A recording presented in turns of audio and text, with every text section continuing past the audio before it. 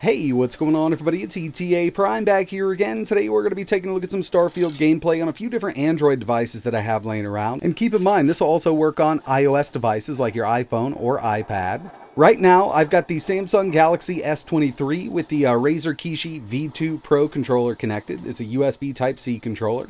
I've tested it with several different Android phones and it works out really well for native Android gaming, cloud gaming, emulation. Really great controller if you ask me. And it's fully compatible with Gamepass, which is what we're using right now. We're actually streaming this from the cloud, and there's several ways that you can actually get this up and running on your mobile device. You could use Steam Link and stream it from your own PC. You could also stream it from your local Xbox if you wanted to.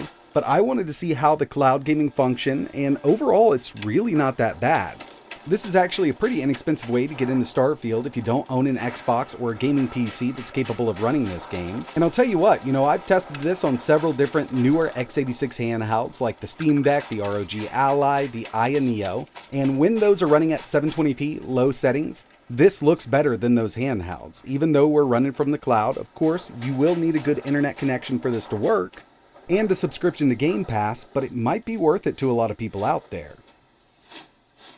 So obviously with that S23, it was working really well with that controller connected, but the next thing I wanted to test it on was the Logitech G Cloud. This is a dedicated Android gaming handheld with a 7-inch 1080p display. It looks really good. It's not AMOLED or OLED or anything like that, but it definitely gets the job done.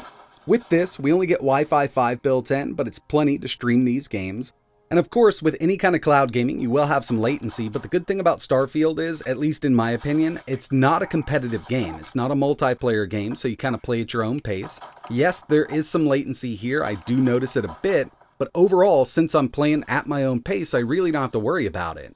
I've been using Xbox Cloud Gaming and GeForce Now for a while, and I'll even play Forza Horizon 5 from time to time, which, with something like that, a racing game, high speeds, latency is your worst enemy.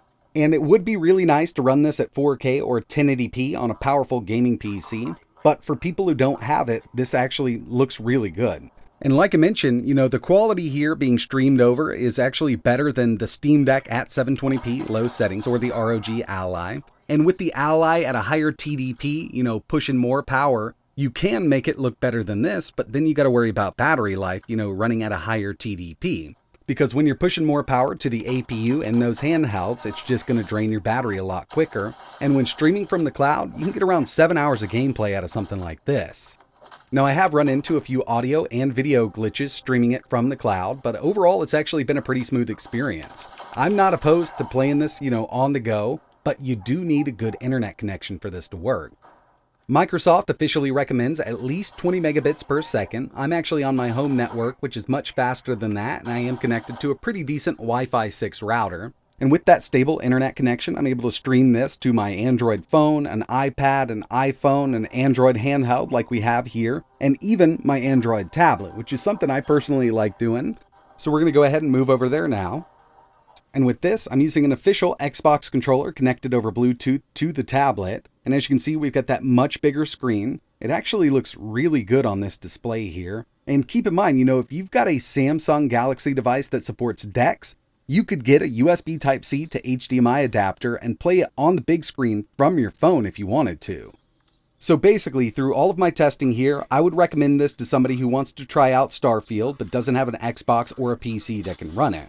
Of course, running this natively on an Xbox or a gaming PC is the way to go, but if you don't have access to any of those, then you could definitely try it out here, and as long as you've got a stable internet connection, you should have a pretty good experience with it. But that's going to wrap it up for this video. I really appreciate you watching. I had a few people asking about this, so I figured I'd go ahead and get it out of the way. If you've got any questions, let me know in the comments below. And like always, thanks for watching.